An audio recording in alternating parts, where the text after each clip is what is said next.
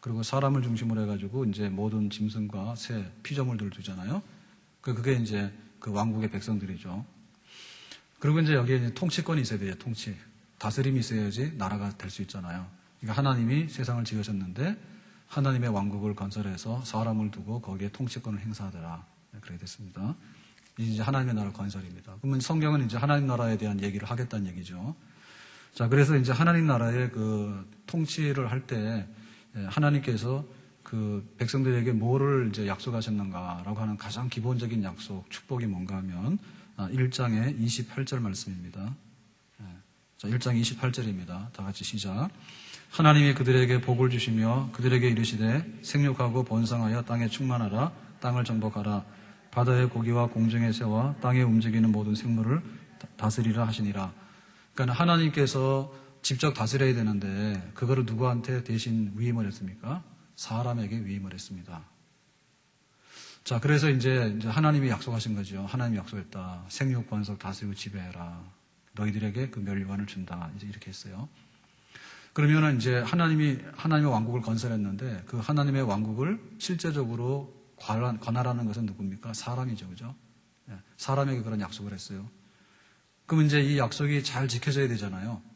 약속이 잘 지켜져야 되니까 하나님의 다스림이 이루어질 수 있도록 사람이 청지기로서 하나님의 다스림을 다 이루어서 하나님의 축복이 넘쳐나도록 해라. 이제 이게 일반 은총이고 이게 이제 그 문화 명령이고 축복이거든요. 그러니까 하나님께서 세상을 지으셔서 당신의 왕국에다가 하나님의 축복을 가득 부어주신 거예요. 그러면 이거를 누가 관리해야 되는 거예요? 사람이 관리를 잘해야 돼.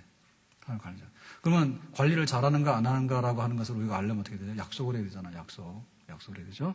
자, 그래서 하나님께서 약속하신 것이 뭔가 하면 2장의 말씀 중에서요. 자, 2장의 17절 말씀입니다. 2장 17절 말씀입니다. 시작. 선악을 알게 하는 나무의 실과는 먹지 말라. 내가 먹는 날에는 정녕 죽으리라 하시니라. 그러니까 이제 선악을 먹지 말라. 선악을 알게 하는 나무의 실과를 먹지 말라라고 한 것은 뭐냐면 하나님 난방 좀 껐다 다시 하세요. 자, 하나님이 직접 그거를 다 다스리면 그렇게 하는 게 아니라 사람을 청지기로 세워서 하잖아요. 그러니까 사람이 제대로 하나님의 청지기로서 일을 하려고 그러면 어떻게 되냐면 하나님의 뜻을 받아가지고 하나님의 뜻을 대행하는 걸 해야 되죠. 그러니까 이제 사람 마음대로 하면 안 되고 선악을 알게 하는 나무를 먹지 않으면 주인은 하나님이고 우리는 청지기고 신분인꾼이다. 자, 이런 관계가 잘 이렇게 이행이 되게 되면 뭐가 됩니까?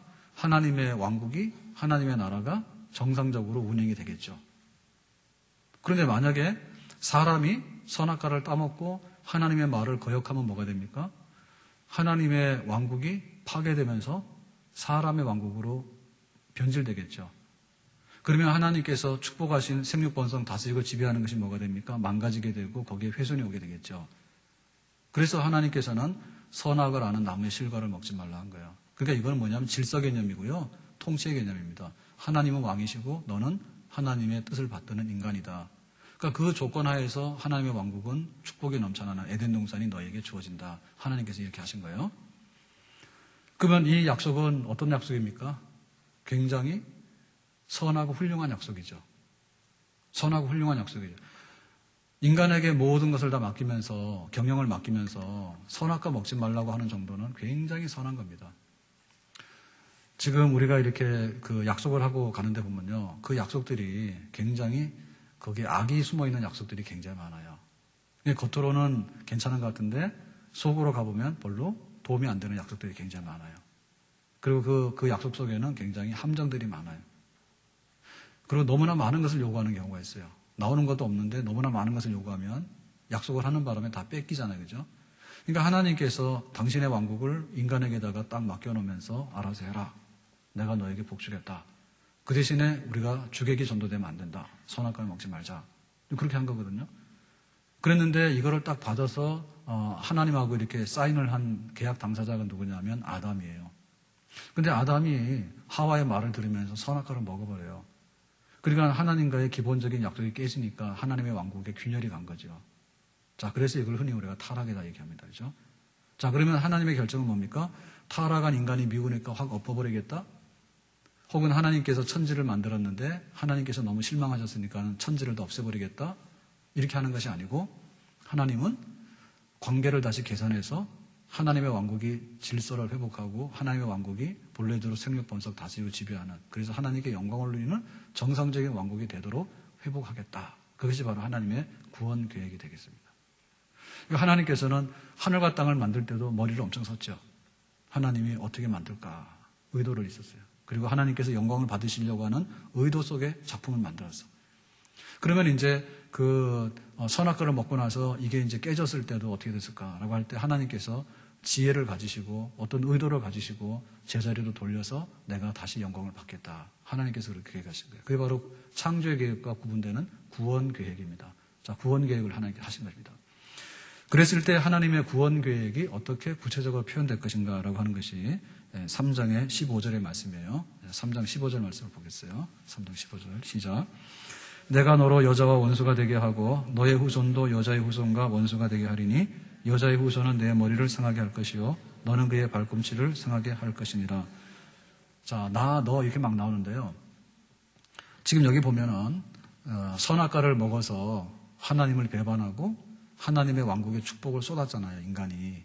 그죠? 하나님과 계약을 위반했잖아요. 누가? 인간이 위반했잖아요. 자, 이 인간의 그 타락에는 누가 개입됐는가 하면 하나님과 아담 사이에 생육 번성 다스리고 지배하라. 왕국의 복을 주겠다. 그러면 선악과를 먹지 말라. 이렇게 해서 이제 계약이 맺어졌는데 이거를 끊어놓는데 작용했던 게 누군가 하면 하나님 자리에 누가 왔습니까? 뱀, 사탄이 왔죠. 사탄이 와가지고 아담에게 그러는 거죠. 선악과 먹으면 좋아진다.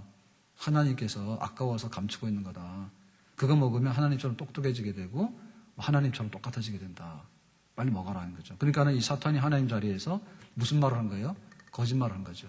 그래서 사탄은 거짓의 아비라 했어요. 거짓말 해가지고 아담하고 이렇게 짝을 맺었어요. 그러니까 여기에 뭐가 하면 여기에 약속을, 거짓 약속이죠. 그죠? 거짓말 약속을 바라니까 거짓 약속을 믿었지, 아담이. 이렇게 붙어버려요. 그러니까 뭐예요? 하나님은 무시당하고 하나님과 인간이 짝을 지었죠. 이게 타락이거든요. 타락이란 말이에요. 그래서 이거를 이제 끊어놓아야 되는데 끊어놓으려면 어떻게 됐냐면 헤어져라 그러니까 안 헤어지잖아요. 원래 바람나면 잘 안 헤어지잖아. 그러면 패버려야 되죠. 그러면 이제 둘이서 이제 갈라지죠. 그러니까 하나님께서 여기에 무슨 마음? 사탄과 여기 아담 사이에 무슨 마음이요? 서로 간에 원수된 마음. 그 원수된 마음이라고 하는 적대심, 에머티. 그렇게 미워하는 마음을 여기다가 불어넣어요, 하나님이. 그러면은 하나님이 여기를 딱 갈라놓게 되잖아요. 갈라놓게 되면 둘이서 딱 떨어지게 되는데요. 그래서 구체적으로 이 갈라놓게 해가지고 여기 하나님이 다시 제자리로 돌아가서 하나님과 인간이 그런 약속의 관계로 갈 수 있는, 왕국의 관계로 갈 수 있는, 이걸 하는데 뭐냐면 여기다가 여자의 후손을 보낸다는 거죠. 여자의 후손. 그러니까는 인간이 타락했기 때문에 인간을 구원하기 위한 하나님의 아들을 보내가지고, 여자의 후손을 보내가지고, 여자의 후손이 왔을 때 사탄이 여자의 후손을 공격합니다. 예수님을 공격합니다. 그래가지고는 예수님이 어떻게 됩니까? 예수님께서 십자가에서 고난받아 죽으시지. 그래서 이제 예수님의 발꿈치가 상하고, 발에도 못이 박히고, 손에도 못이 박히잖아요. 피를 흘려 죽잖아요. 그런데 최종적인 승리는 누구 거? 예수님의 것이죠. 3일 만에 부활하심으로 죄와 사망의 권세 깬다고. 그래서 이 여자의 후손이 와가지고 뱀하고 사탄하고 인간하고 이렇게 붙어있는 놈을, 언약하고 있는 놈을, 거짓말에 속아서 언약하고 있는 놈을 갈라놔가지고 뱀은 물리치고 사탄을 물리치고 하나님께서 당신의 백성을 당신 품 안에 다시 끌어들이는 거예요. 누구를 통해서? 예수님을 통해서. 예수님을 통해서. 자, 이 약속이 뭔가 하면 구원 약속입니다. 구원 약속. 그래서 하나님이 당신의 왕국을 건설했다. 그런데 왕국에 복을 줬는데 하나님을 인정하라. 선악과를 먹지 마라. 그랬더니 선악과를 먹어버리고 하나님의 약속을 인간이 일방적으로 파기시켜서 이게 깨져버리니까 그러면 하나님께서 다시 회복하겠다. 하나님의 왕국을 회복하는데 하나님께서 구원 약속을 줘가지고 구원 약속, 여자의 후손, 메시아를 통해서 회복하겠다. 그게 성경 얘기나 그 얘기입니다. 그래서 사실상 창세기 1장부터 해가지고 여기 3장 15절까지 하면 성경 얘기는 다 한 거예요. 다 한 겁니다. 자, 그러면은 창세기 3장 15절에서 성경 딱 끝났으면 좋잖아요. 근데 요거는 원형이라거든요, 원형. 그러니까는 원시적인 복음, 가장 오래된 형태의 복음이에요. 구원 약속인 거는. 그러니까 이 구원 약속이라고 하는 것이 여기서 끝나버리게 되면 굉장히 무미건조하고 더 이상의 풍성함이 없어요. 그렇죠? 그러니까는 하나님의 구원 약속을 이제 그 시대와 장소에 따라서 하나님께서 발전시키면서 더 풍성하게 합니다. 그리고 더 구체화시킵니다. 그래서 창세기 3장 15절 이후에 성경책이 계속해서 기록되게 된 거예요. 아시겠어요? 네. 자, 그러면은 창세기 3장 15절에 나오는 구원하고야 말겠다. 여자의 후손을 보내서 구원하고야 말겠다라는 것이 그게 바로 구원 약속인데 그 구원 약속이 이제 어떻게 이제 발전해 나갈 것인가라고 하는 것이 이제 우리의 관심사가 되겠습니다. 자, 그러면은 우리가 처음에 선악과 먹지 말아라. 첫 왕국을 만들었을 때 그때 선악과 먹지 말라고 하는 약속은 우리가 흔히 행위 약속이라 하죠. 행위 약속. 행위 언약이라 합니다. 그러니까는 하나님과 아담 사이에 맺은 약속이고요. 그죠? 그러니까 이 그 하나님과 아담 사이에 맺은 약속에 있어서 결정적으로 흠이 있는 거는 인간이었어요. 아담이 흠이 있어가지고 일방 깼어요.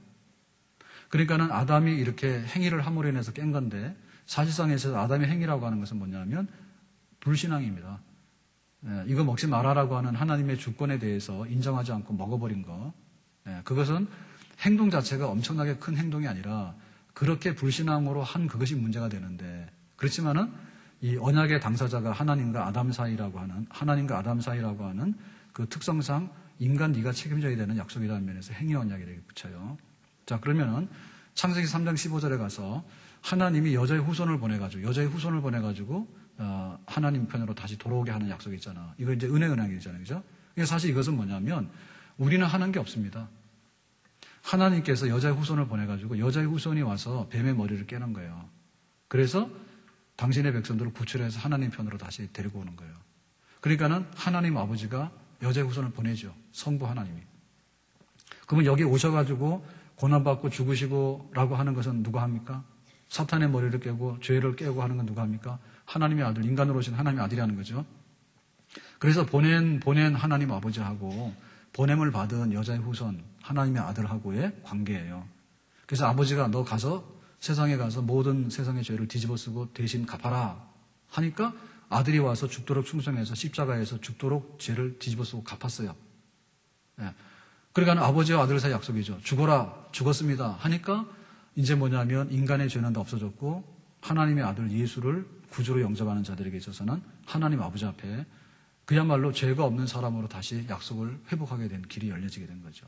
자, 그런 면에서 볼 때 처음에는 하나님과 인간 사이의 약속이라면 두 번째는 은혜 언약이라는 것은 뭐냐면 왜 은혜냐 하면은 하나님 아버지와 하나님 아들의 약속입니다.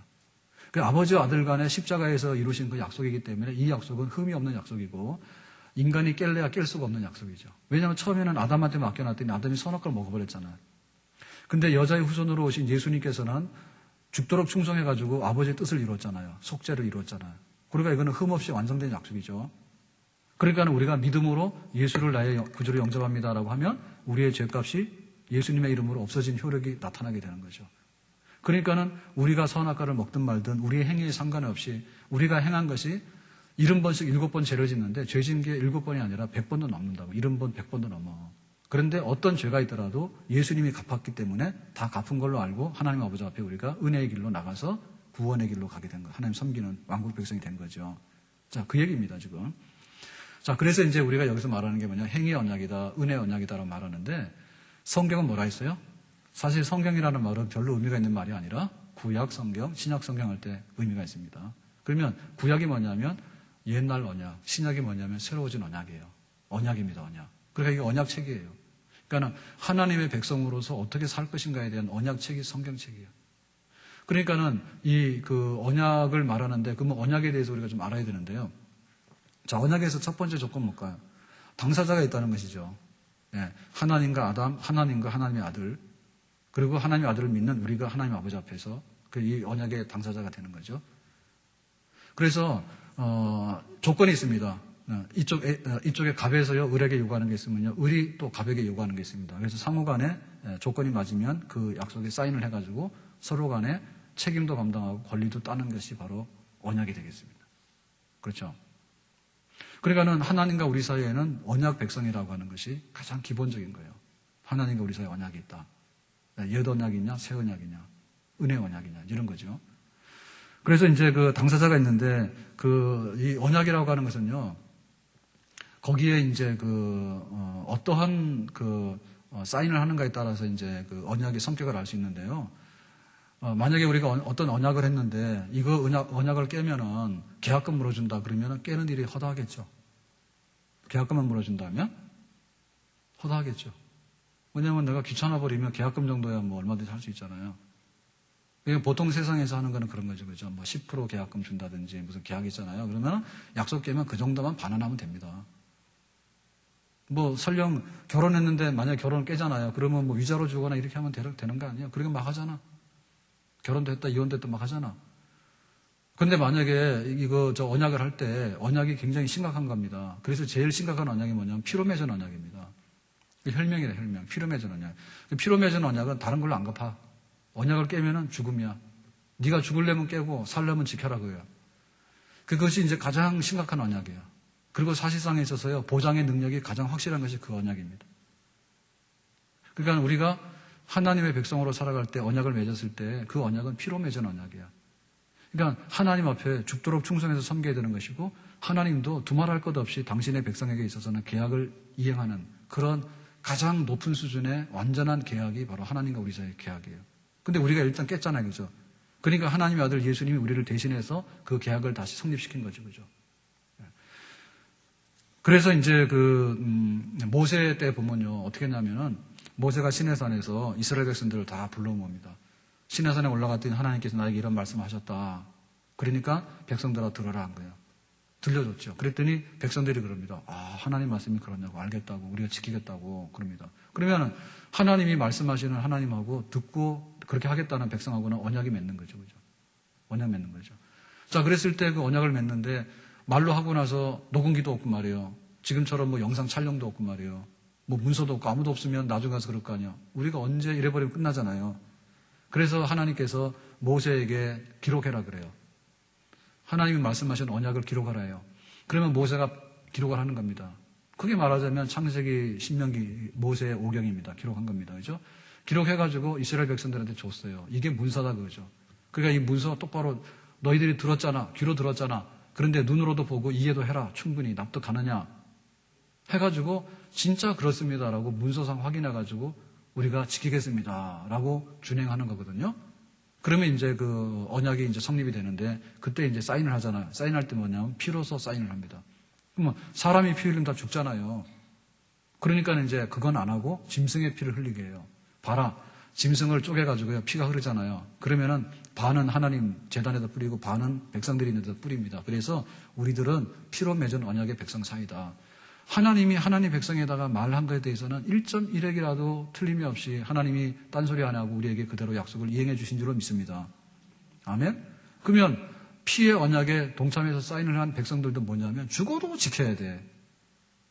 그러니까 제일 안 지키는 게 뭐냐? 우상숭배지. 우상숭배하면 처음부터 그냥 하나님을 아주 계약을 깨는 일을 하는 거죠. 그죠? 죽어도 지키는 게 바로 피로 맺은 언약이에요. 그래서 피를 뿌리고요. 하나님 백성으로서. 그러니까 그게 모세 시대 때 이제 언약식인데요. 모세 시대 언약식인데 아브라함 때도 마찬가지고 다 마찬가지입니다. 똑같은 뜻으로 그 약속이 너희들의 이런 약속이 있다.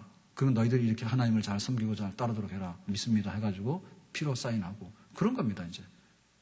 그러니까는 이 언약이라고 하는 것은 그야말로 여자의 후손을 보내서 너희들을 구원해서 내가 내 백성 삼겠다라고 하는 것이 원시 복음이잖아요. 원시 복음. 그러니까는 이 복음이 점점 이제 발전을 해요.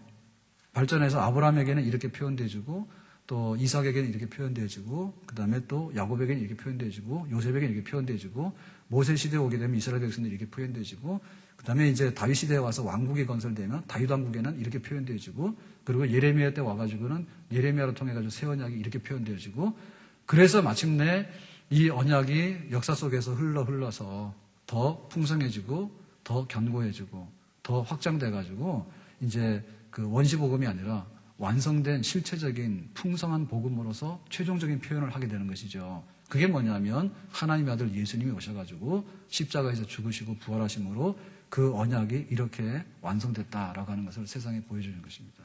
아멘.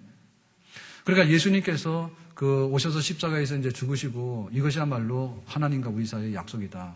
나의 십자가의 죽음은 하나님과 우리가 원수 관계를 해소하고 하나님 백성으로 살 수 있는 권리를 얻게 되는 믿음으로서 그런 약속이다라고 예수님 말씀하시죠. 그리고 십자가에 죽으시잖아요. 그 다음에 이제 예수님께서 이제 부활 승천하시게 되면 그 예수님과의 그 약속, 예수님과의 구원의 약속이 또 희미해질 수 있잖아요. 그게 뭐냐면 너희들이 성찬을 행해라.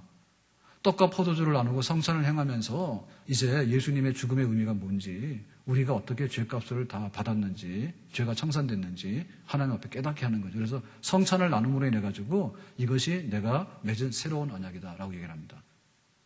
그러니까 그 언약은 한마디로 말하면 점진적으로 발전돼 나가는 것이 하나님의 언약이에요. 그래서 성경이 이렇게 창세기 3장 15절에서 끝난 게 아니라 이렇게 두께를 가지게 된 거예요. 자, 그러니까는 그 언약이라고 하는 것은 내용은 동일합니다. 내용은 통일되어 있습니다. 내용은 통일되어 있습니다. 만약에 약속이요 A, B, C가 다 다르면요 나중에는 뭐가 진본인지는 몰라요. 이 말했다 저 말했다 그러면. 그러니까는 그 언약의 내용은 진본은 똑같습니다. 뜻은. 그런데 이제 시대가 달라지게 되면 예를 들면은 너희들이 추우면 내가 옷을 주겠다라고 하나님 말씀하셨어. 그러면 옛날에는 낙타 털옷을 입잖아. 옛날에는 그죠. 근데 지금은 돈 없으면 낙타 털옷을 못 입잖아요. 그러니까 우리는 뭐 입습니까? 예, 오리털 옷을 입죠. 예, 제가 네팔을 입잖아요, 네팔을. 그러니까 그거는 계약 조건이 바뀐 게 아니죠, 그죠? 그리고 더운 지방에서는 그거 있을 필요가 없어요. 그거 입으라 그러면 그 욕입니다, 욕. 예? 더운 지방에서는 시원해야 돼. 그러니까 하나님께서 우리가 쌀을 줄 때도요, 그 우리나라 같은 경우에는 우리나라 사람이 잘 먹는 밥은요, 저기 동남아시아 가면 잘 안 먹습니다. 예, 동남아시아는 알랑미라 해가지고요, 푸르 날아가는 쌀입니다. 그거는 왜냐하면 덥기 때문에 이렇게 차진 밥이면요, 그거 밥을 먹을 수가 없어요. 상하고.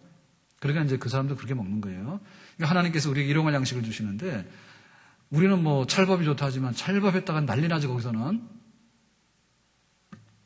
밥 안 해봤어요? 가가지고 뭐라 할 게 없습니다. 그 사람한테 그 최고입니다. 근데 그 사람들이 우리나라에서 그 춥고 덥고 하는 이런 데서 먹을 때는 약간 찰기가 있는 밥이 좋은 거예요. 푸르륵 날아가는 밥이 우리한테는 안 좋은 거예요. 그러니까 양식을 주시는데 하나님이 알아서 주시는 것이지 내가 주기로 했는데 찰밥 주기로 했다 그러면 저쪽의 사람도 어떻게 먹냐고 그거를. 예? 그리고 더운 지방에 있는 사람들한테 막 이렇게 낙타 털옷을 입히고 막 이렇게 오리 털옷을 입히고 그러면 난리 나지 그지 뻘거 벗고 다녀야 되는데 그러니까는 주시는 그 약속은 내용은 동일하지만은 그것이 표현되어지는 방법은 다를 수 있는 거죠. 그러니까는 언약이 여러 개 같은데 사실상 하나의 언약이고요. 하나의 언약인데 하나의 언약을 그냥 놔두면은 그 언약이 풍성치가 않아요. 표현이 풍성치가 않기 때문에 다양한 시대에 다양한 방법으로 그 언약을 갱신시킵니다. 어떤 쪽으로요? 퇴행적으로 갱신시키는 게 아니라 새로워지는 완성적으로 약속을 자꾸만 갱신시키는 거예요. 그래서 하나님의 아들이 와서 십자가에 죽으면 그걸 끝이야. 이게 새 언약이다 했어. 새 언약이다. 새 언약이다. 이 성찬에 참여하던 자들은 하나님과 우리 사이에 새로운 약속에 참여하는 자들이다 라고 해서 모든 약속이 여기서 완성됐다라고 말씀하시는 거거든요. 그래서 이제 우리가 이제 그 약속은 하나인데 표현 방법은 다양하다라고 하는 거. 그걸 이제 이해할 때 이제 이런 건 틀린 겁니다. 예를 들면은 구약시대 때는 율법으로 구원받았고 신약시대 때는 은혜로 구원받았다라고 하는 말은 완전히 틀린 말입니다. 새빨간 거짓말입니다. 예? 모든 약속은 믿음으로 참여해서 믿음으로 응답을 하는 거고요. 믿음에 따라서 하나님께서 그 조건들을 다 우리에게 축복으로 주시는 줄로 믿습니다. 그리고 누가 구약의 그 율법으로 구원받는 얘기 누가 했어요? 그 세대주의자들 했거든요. 세대주의자들은 보수주의예요. 근데 보수적이면서도 그 언약의 그 통일성에 대해서 이해를 못 합니다. 그러니까는 다윗 시대 때는 왕국에 가면 구원받는 거고, 뭐 모세 때는 율법으로 구원받는 거고, 예수님 시대에는 은혜로 구원받는 거고. 그러니까 그 구원받는 조건이 각각 다르다라고 해서 통일성을 잃어버리는데요. 그 세대주의인데요. 그런 거는 대표적으로 잘못된 거예요. 제가 교회 처음 나왔을 때도 보니까 교회에서 막 그런 거 하더라고. 네, 구약 때는 율법으로 일부 구원받았다 막 이렇게 얘기를 하시는데 그런 말은 진짜 잘못된 겁니다. 에덴 동산부터 선악과를 안 먹는 건 믿음이지 율법이 아니에요. 아멘? 하나님께서 우리에게 약속하신 것에 대해서 우리가 믿음으로 화답하면 그 약속은 이행되는 것이고요. 불신앙이면 그 약속이 깨지는 것입니다. 자, 그래서 이제 우리는 여러 가지 이제 다양한 그 언약의 발전사를 보게 되는데요. 그게 곧 성경의 발전사입니다. 성경의 역사가 있는 것은 뭐냐면 발전하는 역사인데요. 언약의 발전사입니다. 구원 언약의 발전사입니다. 자, 예를 들어서 노아 시대 때로 가보겠습니다. 창세기 6장입니다. 창세기 6장에 보면 노아 시대 때 얘기가 나오는데요. 자, 6장 1절, 2절 다 같이 읽습니다. 시작. 사람이 땅에 번성하기 시작할 때에 그들에게서 딸들이 나니 하나님의 아들들이 사람의 딸들의 아름다움을 보고 자기들의 좋아하는 모든 자로 아내를 삼는지라. 여기 보면은 하나님의 아들들 또 사람의 딸들. 근데 이게 무슨 말이냐? 이게 무슨 말이냐면 믿는 아들들, 안 믿는 딸들 이런 얘기입니다. 그 믿는 아들들이란 얘기는 무슨 얘기죠? 자, 아담의 아들 중에 가인과 아벨이 있었죠.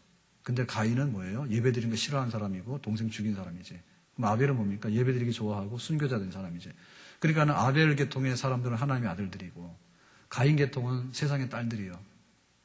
그런데 시대가 막 흘러가지고 생육번성 다스리고 지배하라 했잖아요. 하나님께서 그런 약속을 해주셨잖아. 생육번성 다스리고 지배하도록 내가 너희들은 줄 거다 그랬잖아. 그랬더니 받을 때 어떻게 받으면 돼요? 믿음으로 아멘 해서 받으면 되잖아. 그죠? 그런데 이 노아 시대 때 오게 되니까 사람들이 막 번성했어요. 하나님의 축복이 넘쳐났어. 그랬더니 이 하나님의 축복을 그 왕국 백성으로서 왕이신 하나님께 영광을 돌리면서 살아가면 되는데 그릇을 엎었다는 얘기죠.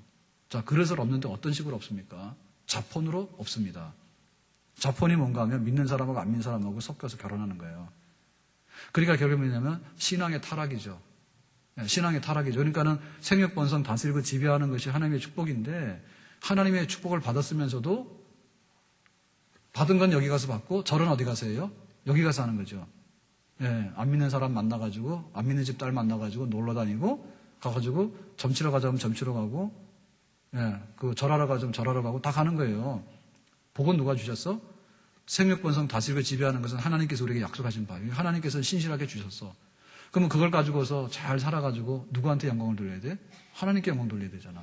근데 하나님께 영광 돌리지 않는 것이 뭐냐면 자폰입니다. 안 믿는 사람이랑 만나가지고 하나님이 복 주시니까 가서 먹고 써버렸다 그냥 가서 안 믿는 방식대로 막 가서 엎어버렸다 그런 뜻입니다. 그러니까는 하나님과 맺은 그 약속이 하나님 편에서는 이행을 했죠. 그런데 우리 인간 편에서는 뭡니까? 선악과를 따먹는 것처럼 똑같은 방식으로 안 믿는 사람하고 만나가지고 안 믿는 방식으로 삐딱기를 가게 된 거죠. 그럼 뭡니까? 약속 위반이죠. 약속 위반이죠. 그거 현실이에요. 하나님은 축복하시는데 인간은 약속 위반의 길을 계속 가는 거예요. 하나님의 왕국은 번성했는데 하나님의 왕국이 병드는 거예요. 인간의 왕국으로. 그럼 어떻게 돼요? 하나님께서 여자의 후손을 보내가지고 하나님과 사탄이 붙어가지고 이렇게 멸망의 길로 가는 것에 대해서 하나님께서는 끊어놓으시겠다는 얘기죠. 그 약속 하셨잖아요. 3장 15절에.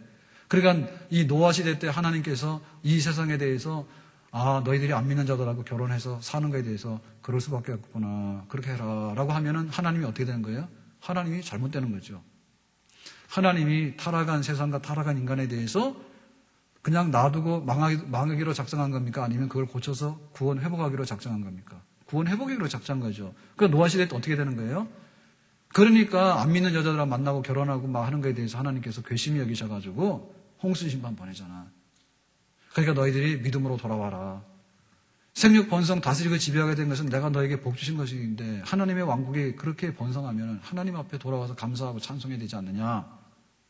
못 깨달으니까 하나님께서 경고하셔가지고 방주를 예배하도록 해라. 홍수를 심판하겠다는 거죠. 그 노아가 120년 동안에 그 방주를 예배해서 드디어 심판이 임하죠. 자, 심판이 임해가지고 노아의 가족들하고만 살았죠. 그리고 노아 방주 속에 들어간 짐승하고 식물하고만 살았잖아요. 그래가지고 이제 그 노아의 가족들이 다시 나와가지고 이 세상에 번식하기 시작합니다. 그럼 어떻게 된 거예요? 하나님께서는 당신의 왕국을 청소한 거죠. 하나님은 당신의 왕국을 청소해가지고 온갖 잡된 것들을 다 쓸어버리고요. 깨끗하고 순결한 하나님 백성들로 채워가지고 다시 그 왕국을 번성하기로 하신 거예요. 그러니까 어떤 일이 벌어졌다고요? 에덴 동산 망가뜨려 놓으니까 에덴 동산 폐지시켜가지고 하나님께서 구원하기로 약속하셨고요. 그죠? 그리고 노아 시대에 와가지고 왕국이 번성했는데 또 망가뜨려 놓으니까 하나님께서 그 자폰을 하고 막 안 믿고 하는 사람들 다 많다 하더라도요. 노아의 가족 8명 빼놓고는 다 하나님께 쓸어버려가지고 당신의 거룩한 백성을 보존해가지고 그 백성이 다시 왕국의 백성이 되도록 번성하도록 그렇게 하신 것이죠. 그게 바로 하나님의 구원 역사예요. 그러니까 성경은 그 구원 역사를 계속해서 말하는 거예요. 그냥 딱 한 번 말하고 세상의 끝이다라고 말하는 게 아니라 봐라. 에덴 동산에서 쫓아냈지만은 내가 그 백성들을 번성하도록 내가 약속한 대로 축복하지 않았느냐. 근데 하나님을 제대로 섬기지 않았기 때문에 노아 시대 때 와서 내가 다시 그 불경건하고 하나님을 대적하는 그런 거에 대해서는 깨끗하게 정리를 해가지고 내 왕국을 제대로 세우려고 내가 하지 않았느냐가 그 얘기를 하는 거죠. 만약에 노아 얘기가 없다면 어떻게 됩니까? 하나님 너무하시네요. 세상을 크다랗게 만들어 놓고 하늘과 땅을 만들어 놓고 사람들은 몇 명 없는데 하나님 너무하시잖아요. 그러니까는 그게 아니라는 얘기죠. 노아 시대 때 번성해가지고 세상이 막 굉장히 흥왕했잖아. 그랬는데 흥왕하니까 뭐냐면 하나님 왕국을 더 많이 훼손시키잖아요. 그러니까 하나님도 하신 말씀이 있는 거죠. 내 왕국 내가 새롭게 하겠다. 그렇게 해서 하신 것입니다. 자, 그 다음에 이제 창세기 11장으로 가게 되는데요. 자, 11장으로 가보겠습니다. 자, 11장 1절 말씀에서 4절까지입니다. 교독하겠습니다. 온 땅의 구음이 하나이요 언어가 하나이었더라. 서로 말하되 자 벽돌을 만들어 견고히 굽자 하고 이에 벽돌로 돌을 대신하며 역정으로 진흙을 대신하고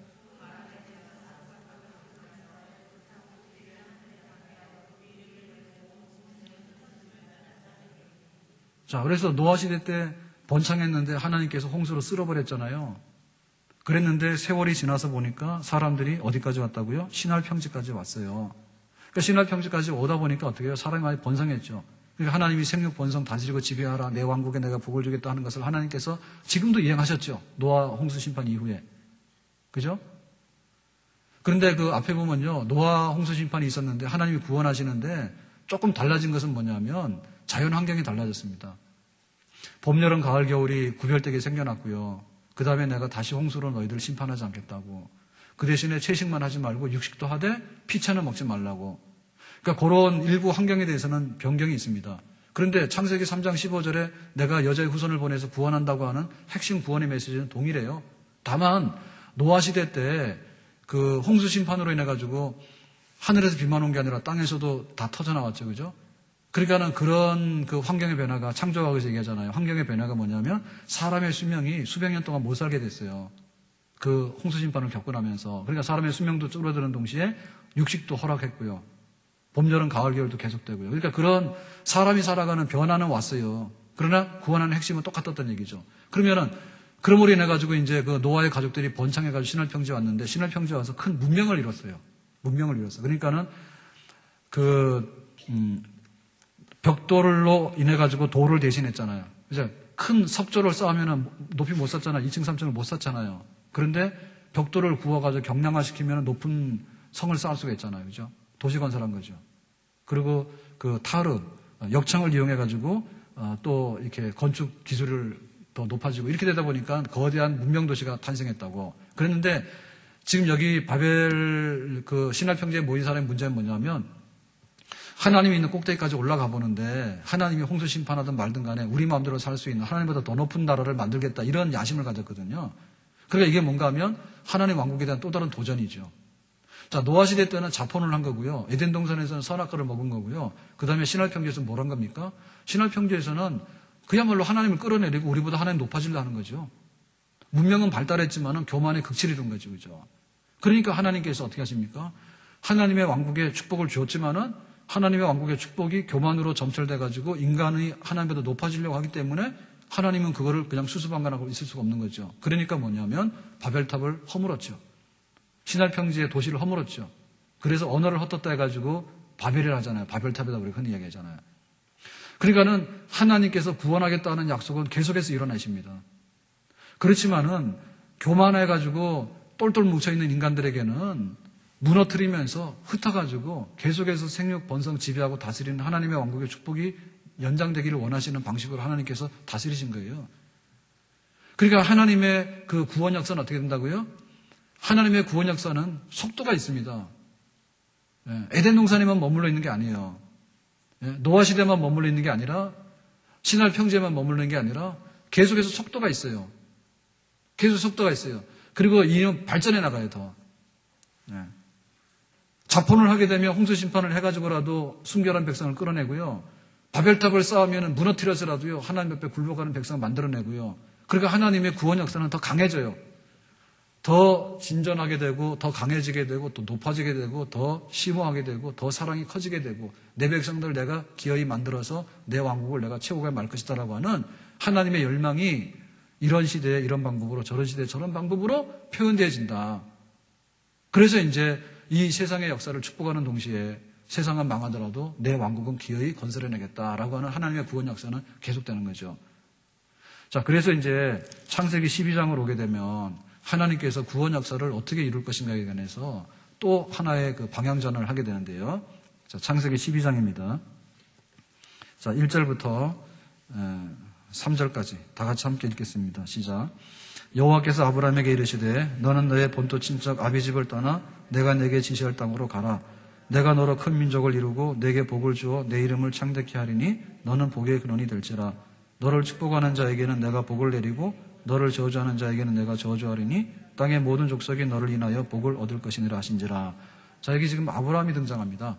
그래서 하나님께서 아브라함에게 약속하시고 그 약속을 통해서 어떻게 하나님의 구원 역사를 펼칠 것인가, 이제 그거가 이제 성경의 관심사잖아요. 근데 여기 아브라함이라고 하는 건 한 개인이죠. 자, 에덴 동산에 관한 얘기하고 노아 시대 때 홍수 얘기하고 바벨탑 쌓았던 신할 평지 얘기는 굉장히 거대해요.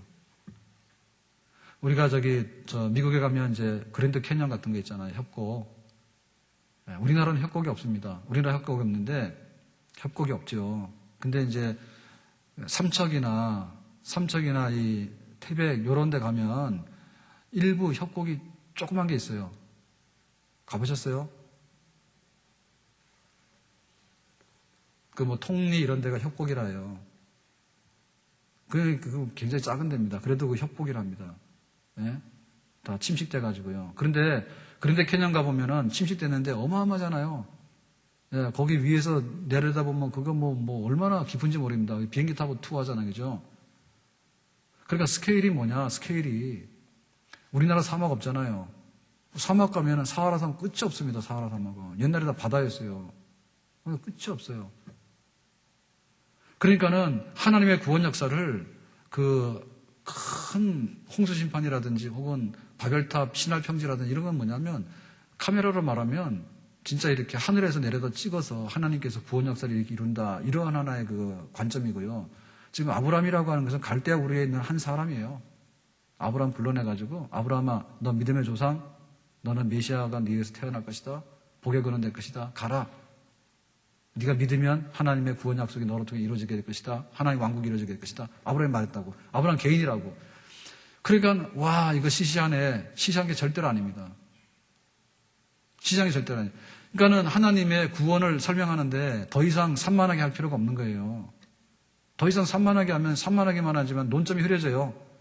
그래서 아브라함을 불러내가지고 아브라함아 너 믿음의 조상 네가 믿냐? 그러면 너로 통해서 인류를 구원하는 그런 일을 일고 있어. 너는 믿음의 조상이다. 말씀하시잖아요. 그러니까 아브라함은 한 사람을 구체적으로 불러냈지만은 사실은 아브라함의 씨앗을 불러낸 겁니다. 그래서 아브라함의 얘기 속에 보면 아들이 없다는 얘기 계속 나오는 거예요. 아브라함의 아들을 75세 때 부름받았는데 100살 때였지 않습니까? 그 왜 아브라함 아들 얘기 계속 하냐면 씨 얘기 계속 하냐면 아브라함 너 개인으로 끝나는 얘기가 아니라 아브라함 너의 너의 후손. 아브라함의 후손 누구냐 하면 택한 자들, 하나님 자녀들. 아브라함을 불러내가지고 약속을 할 때 하나님의 자녀들 몽땅 불러내가 다 약속을 하는 겁니다. 그러니까 하나님 나라 생명책에 하나님 자녀들의 이름이 있어요. 쫙 있는데 그 자녀들 몽땅 너희들이 이렇게 약속에 대해서 믿고 믿음으로 하다 보면 내 백성으로 천국의 생명책에 이름이 기록될 것이고 너희가 영생하게 될 것이고 하나님 자녀로 왕국에 살게 될 것이다 라고 하는 것을 하는데 철수, 영이 다 갖다 써놓으면 이게 어떻게 됩니까? 지금 이게 성경이. 예? 그래가지고는 아브라함을 혼자를 부른 거예요, 대표로. 아브라함아, 너는 믿음의 조상이야? 했을 때, 아브라함이 믿음으로 아멘 하면은, 믿음의 후손이 다 아멘 하는 똑같은. 그래서 이제 아브라함 부릅니다. 그래서, 아브라함아, 너에게 이러한 약속이 있다. 너 갈대우로 떠날래? 그랬더니, 예, 떠나겠습니다. 갈대우로 떠나잖아요? 그래가지고는 이제 가나안으로 가죠. 하나님이 주시는 땅으로 가서 하나님의 왕국의 조상이 되는 거 아닙니까? 그건 아브라함 개인의 얘기가 아니라 아브라함의 씨앗의 얘기고 후손들의 얘기거든요. 아브라함은 거기에 대해서 믿음으로 훌륭하게 응답을 했어요. 그러니까 이제 믿음으로 응답하는 아브라함의 후손을 통해서 하나님의 나라와 하나님의 백성과 하나님의 구원 얘기를 펼쳐가겠다는 겁니다. 하나님께서. 그래서 이제 그 아브라함에게 아들이 태어나야 되는데 그 아브라함이 믿는데 그 믿음을 저버리지 않고 나이 100살 때까지 믿었죠. 아들 준다고 하는데. 어떻게 믿겠어요? 하나님의 약속을 믿음으로만 답하는 거예요. 믿음으로만. 그래서 하나님 제가 믿습니다.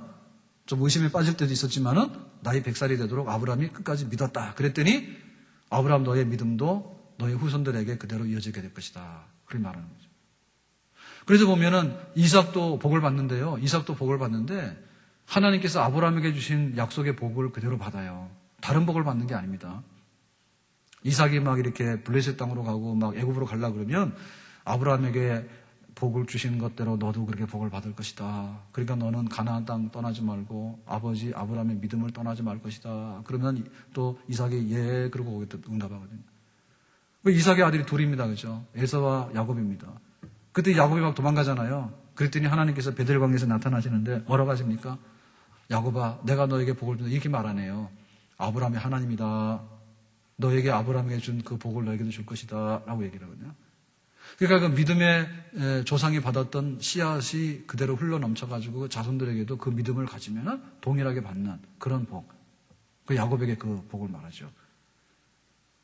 그러니까 또 그 요셉이 뭐라고 얘기합니까? 요셉이 또 그 애굽에서 그 총리가 됐잖아요. 그럴 때 이제 자기가 죽을 때 나는 애굽의 총리가 아니고 애굽 사람으로 하지 말고 나를 가나안으로 데리고 가서 장례를 지내주거라라고 얘기를 유언하잖아요. 그죠?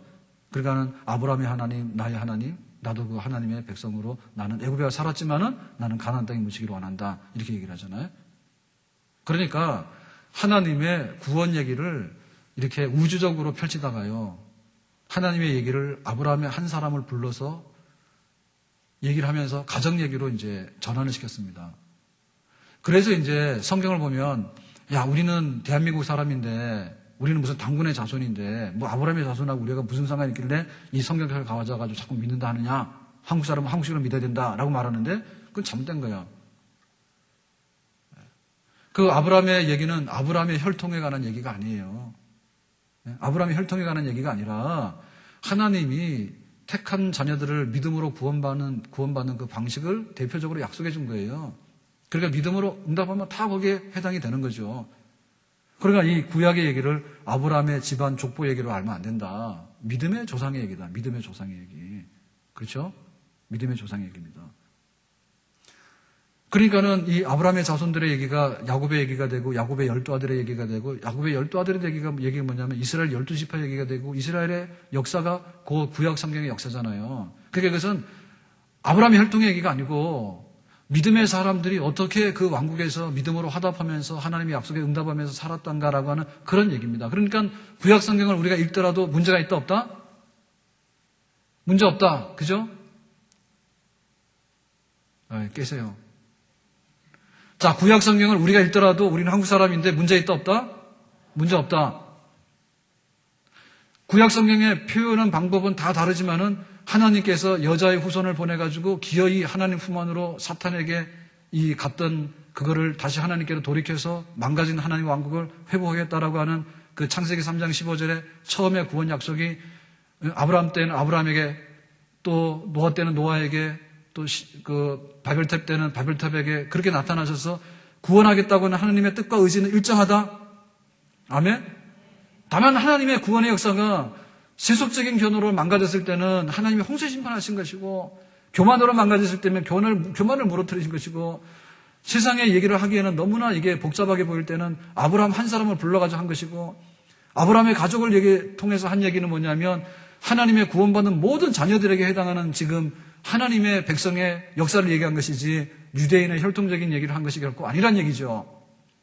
그런 의미에 있어서 구약 성경은 우리에게 나에게 주어진 하나님의 구원의 약속이 어떻게 펼쳐지는가를 말해준 하나님의 구원의 아름다운 그런 복 있는 얘기가 되는 줄로 믿습니다. 자, 창세기 50장으로 가서요.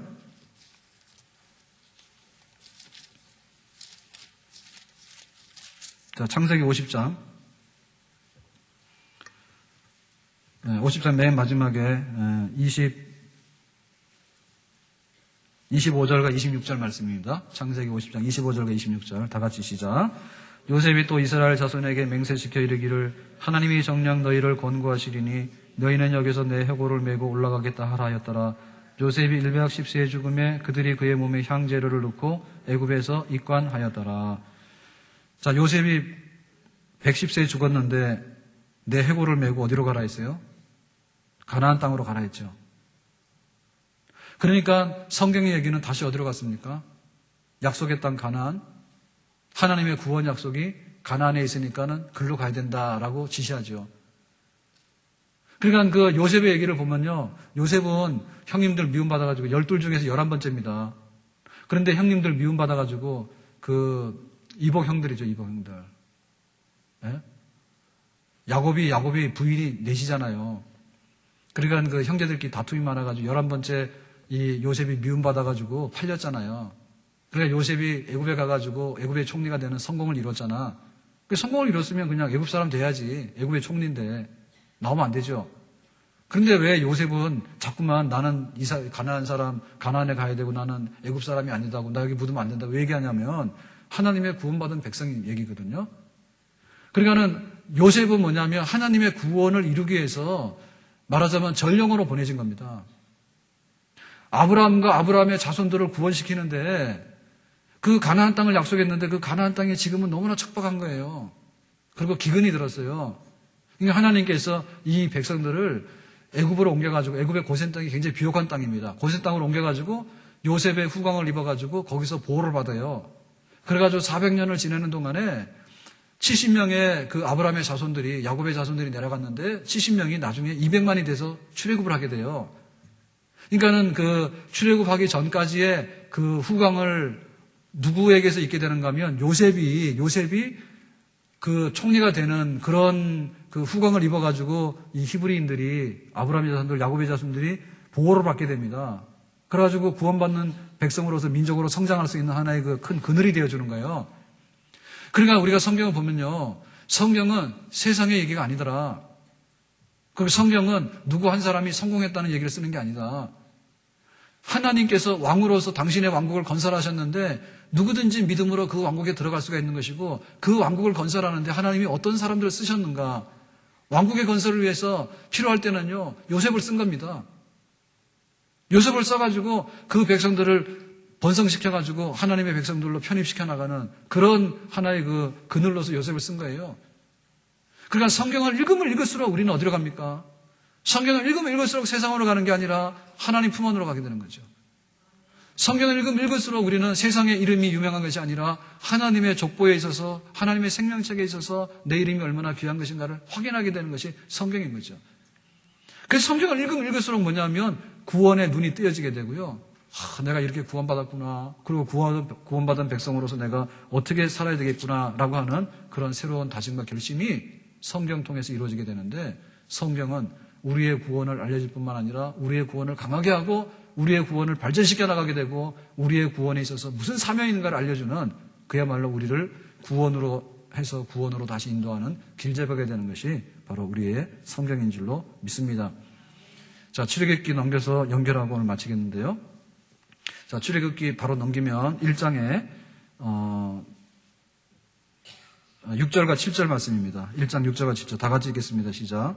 요셉과 그의 모든 형제와 그 시대 사람은 다 죽었고 이스라엘 자손은 생육이 중도하고 번식하고 창성하고 심히 강대하여 온 땅에 가득하게 되었더라.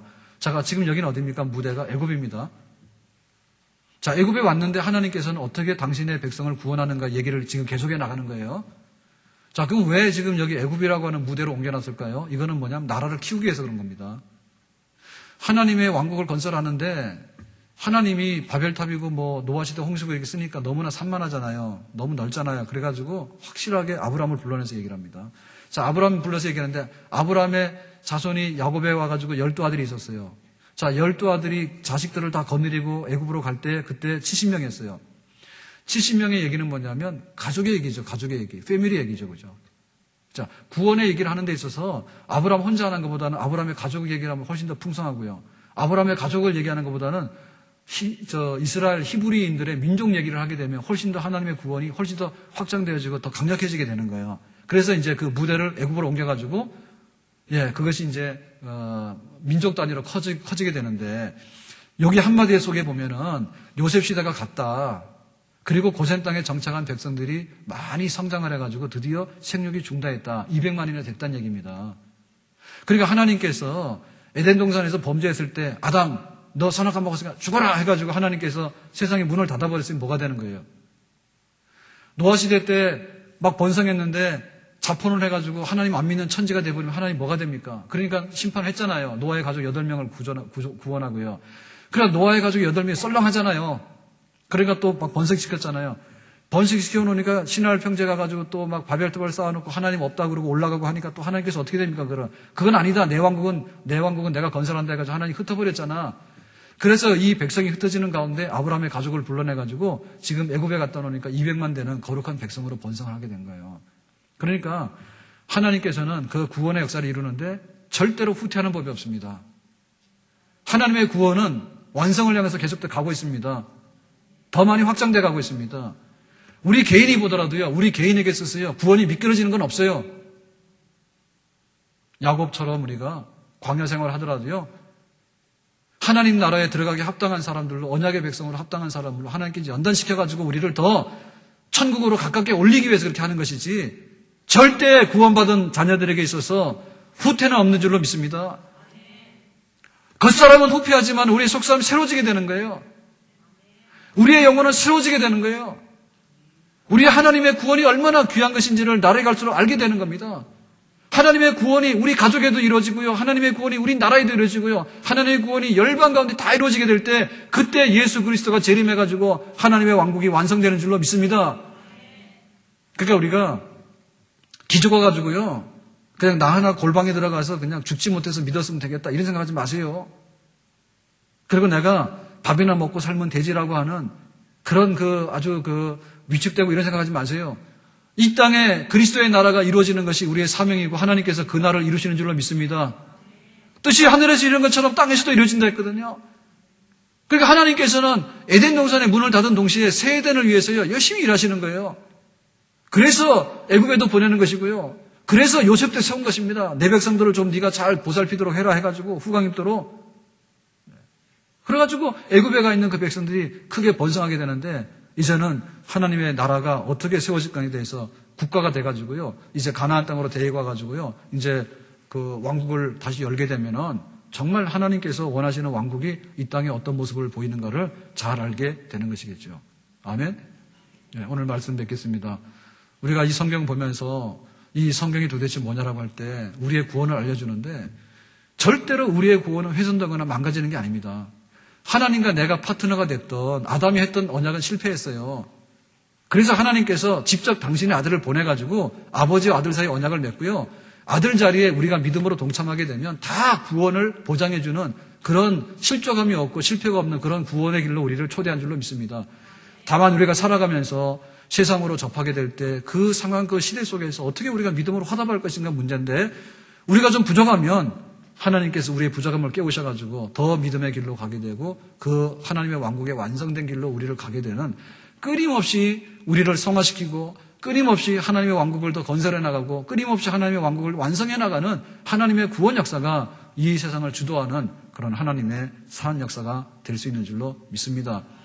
우리가 용기를 가져야 되고요, 성경을 가지고 살면서 아멘 주 예수여 어서 오시옵소서, 하늘과 땅을 만드신 하나님을 내가 믿는다고 말한다면, 새 하늘과 새 땅을 만드실 하나님을 믿으면서 하나님께서 새 하늘과 새 땅을 만드시고, 지금은 우리가 병약하고 때로는 배고프고 때로는 늙어지지만은 처음 것들이 지나가게 되는 완전한 새로운 생명, 부활의 생명을 덧입게 되는 그런 미래 약속이 있는 하나님의 구원을 향해서 지금도 역사가 계속되고 있는데, 2013년이 지나갔다는 얘기는요, 2014년도에는 더 나은 하나님의 구원이 진보된다는 얘기입니다.